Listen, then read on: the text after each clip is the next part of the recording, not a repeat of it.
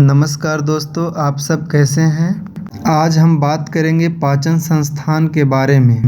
पाचन संस्थान क्या है और यह कैसे कार्य करता है, इसके बारे में आज हम सभी लोग अध्ययन करेंगे। इससे पहले कि आप सभी लोग नए हैं तो हमारे चैनल को लाइक और सब्सक्राइब ज़रूर कर दें। चलिए अब हम चलते हैं आगे की ओर, इसके बारे में जानते हैं कि पाचन संस्थान क्या है और कैसे कार्य करती है। अभी आप जो तस्वीर देख रहे हैं स्क्रीन पर, वह पाचन तंत्र का है। सबसे पहले हम पाचन तंत्र का अर्थ को समझते हैं।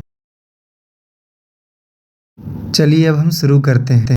पाचन वह क्रिया है जिसमें जीव एंजाइम की सहायता से भोजन के बड़े बड़े अवयवों को, जैसे प्रोटीन, वसा, कार्बोहाइड्रेट को सरल अवयवों, प्रोटीन को अमीनो अम्ल में, कार्बोहाइड्रेट को ग्लूकोज में परिवर्तित कर शरीर के अवशोषण के योग्य बना देते हैं। इस क्रिया के दौरान भोजन पचता है और हमारे शरीर को ऊर्जा और शक्ति मिलती है। पाचन संस्थान हमारे शरीर का ऐसा संस्थान है जिसके माध्यम से विभिन्न प्रकार भोजन के अवयव तरल पदार्थ के रूप में परिवर्तित हो जाते हैं और वे रक्त का हिस्सा बनकर हमारे शरीर को ऊर्जा व शक्ति प्रदान करते हैं। यानी कहने का अर्थ ये हुआ कि करते हैं वो सारा सिस्टम हमारे पाचन तंत्र के माध्यम से ही संचालित होता है, जैसे खाना पीना, जागना, सोना, उठना, बैठना। यदि यह सही है तो हमारा शरीर पूर्ण रूप से स्वस्थ होगा। अब हम पाचन संस्थान के अंग के बारे में जानकारी प्राप्त करेंगे। पहला है मुख गुहा, जिसको हम माउथ कैविटी भी कहते हैं या ओरल कैविटी भी कहते हैं। मुख गुहा आहार नाल का पहला भाग है। मानव शरीर का मुख एक दरार के समान होता है, यानी कि जो हम बोलते हैं ना, जहाँ से निकलता है ना, वही जो है मुख गुहा है, जो जबड़ा के बीच में स्थित एक गुहा में खुलता है, जिसे मुख गुहा कहते हैं। मुख गुहा के ऊपरी भाग को तालु कहा जाता है। यह जो है ऊपरी तथा निचले जबड़ा से घिरी होती है। इसके आगे है ग्रसनी, जिसे हम गले की नली भी कहते हैं। यह मुंह और नासा गुहा के पीछे गले का एक भाग है जो ग्रास नली और नालिका के ऊपर होती है। ग्रसनी भोजन और वायु को क्रमशः ग्रासिका और स्वर यंत्र में ले जाती है। यानी कि जो हम खाते हैं, सांस लेते हैं, खाते हैं जिसको पेट में, और जो सांस लेते हैं उसको स्वर यंत्र में ले जाने का कार्य यही करता है। तीसरा है मुंह या मुख, जिसको हम माउथ भी कहते हैं। मुंह पाचन प्रणाली का महत्वपूर्ण अंग है। मुंह में भोजन को चबाने में दांत व जीभ सहायक अंग होते हैं। मुंह में टैलिन ग्रंथियां होती है जो लार पैदा करती है और लार पाचन क्रिया में सहायक होता है। यानी कि टैलिन ग्रंथियां जो होती है ना, वो कहाँ पाया जाता है? मुंह में पाया जाता है। और लार का निर्माण जो है टैलिन ग्रंथि के द्वारा ही होता है। चौथा है आहार नली या भोजन, जिसके माध्यम से हम खाना खाते हैं और पेट के अंदर जाता है। आहार नली की लंबाई लगभग 25 सेंटीमीटर होती है। यह श्वास नली छाती के बीच में से और हृदय के पीछे से होती हुई आमाशय तक पहुंचती है। इसके द्वारा कटा हुआ भोजन पेट में प्रवेश करता है। यानी कि कहने का मतलब ये हुआ कि मुंह से जो चबाते हैं और जो टुकड़ा टुकड़ा में बंटता है, वह आहार नली के माध्यम से ही पेट के अंदर प्रवेश करता है उदर, जिसे हम अंग्रेजी में एब्डोमेन भी कहते हैं, और इसको हम पेट भी बोलते हैं। जो हमारा शरीर में पेट है ना, जिसको हम पापी पेट कहते हैं, उसी को उदर कहा जाता है। चलिए हम जानते हैं इसके बारे में।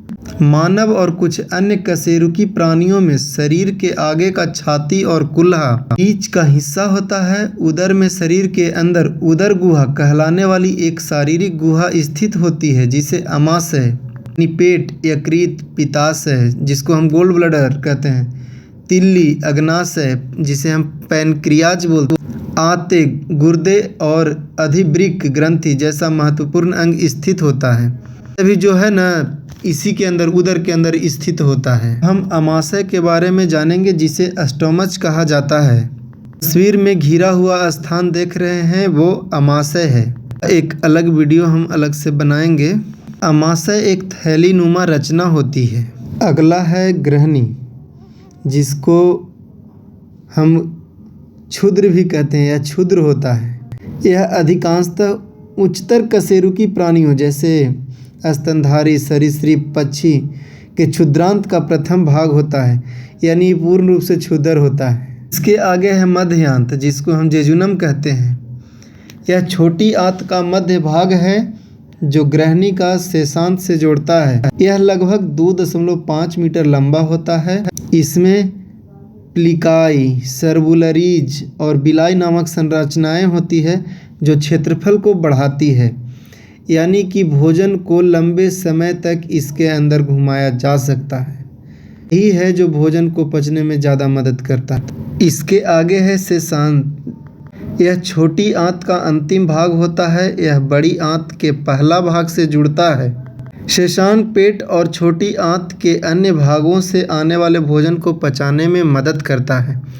यानी कि ये जो तस्वीर आप देख रहे हैं जेजुनम के नीचे है, वही है जो भोजन को पचाने में मदद करता है, जिसे हम शेषांक कहते हैं। आंत का अंतिम भाग होता है। इसके आगे है उंडुक पुरीषाधार। इसके बारे में हम जानते हैं, यह एक थैली होता है जो बड़ी आंत का पहला भाग बनाती है। यह छोटी आंत को कोलन से जोड़ता है जो बड़ी आंत का हिस्सा है।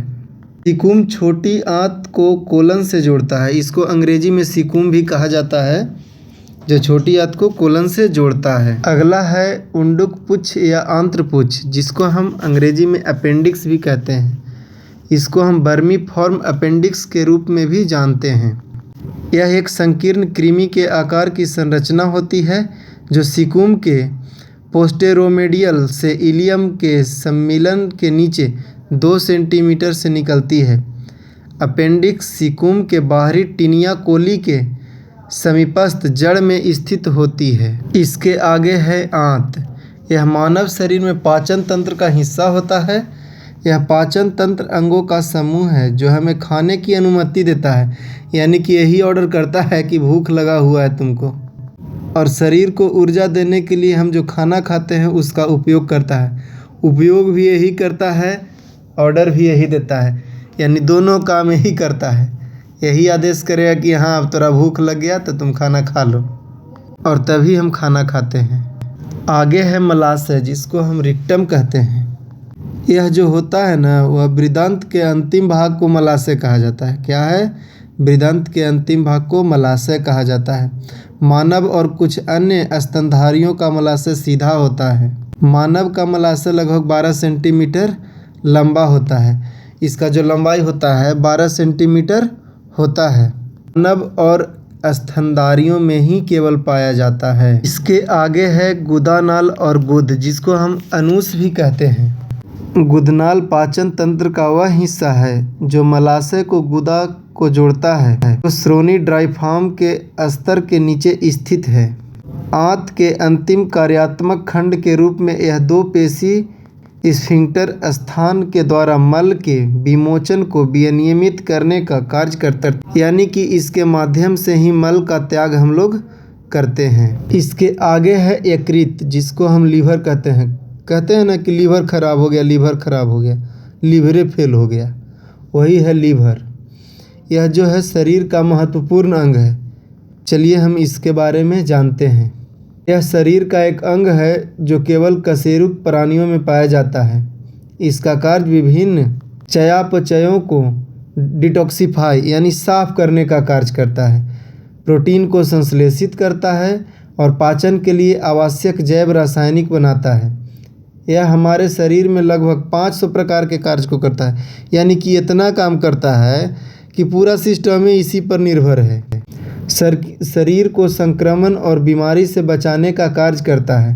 इसका वजन 1500 ग्राम होता है। 1500 ग्राम फैक्ट नहीं है, इस 1400 से 1600 ग्राम तक कहते हैं इसको, जो कि शरीर के भाग का 2% होता है। साइज 14 से 16 सेंटीमीटर होता है। लीवर के ऊपर हम एक और वीडियो बनाएंगे। फिलहाल हम डाइजेस्टिक सिस्टम के लिए ही इतना बता रहे हैं। इसके बाद एक और वीडियो केवल और केवल यकृत यानी लीवर से संबंधित ही बनाएंगे। इसके आगे है अग्नाशय, जिसको हम पैनक्रियाज बोलते हैं। पैनक्रियाज पेट में स्थित एक अंग है। पैनक्रियाज पेट के पीछे और छोटी आंत के पास एक लंबी ग्लैंड है। इसका 2 कार्य है मुख्य रूप से। पहला, एक्सोक्राइन फंक्शन जो पाचन में मदद करता है, और दूसरा एंडोक्राइन जो ब्लड शुगर लेवल को नियंत्रित करता है।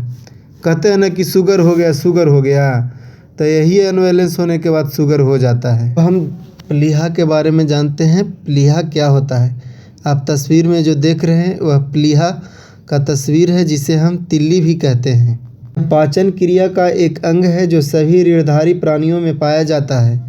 जो मानव शरीर में प्लीहा पेट में स्थित होता है, जो पुरानी लाल रक्त कोशिकाओं को नष्ट करने का कार्य करती है तथा लाल रक्त का संचित भंडार भी करता है। यह रोग निरोधक तंत्र का एक भाग है, जिसको हम मुर्दा घर भी कहते हैं। कहते ना है कि मुर्दा हो गया, और तो मुर्दा को जहाँ रखा जाता है वही प्लीहा है शरीर के अंदर। तो इस वीडियो में हम जाने डाइजेस्टिक सिस्टम के बारे में। इसके ऊपर इसका जितना भी पार्ट्स होता है उसके लिए एक अलग से वीडियो हम बनाएंगे। फिलहाल आपके जानकारी के लिए डाइजेस्टिक सिस्टम का मूलभूत संरचना इस प्रकार का ही होता है।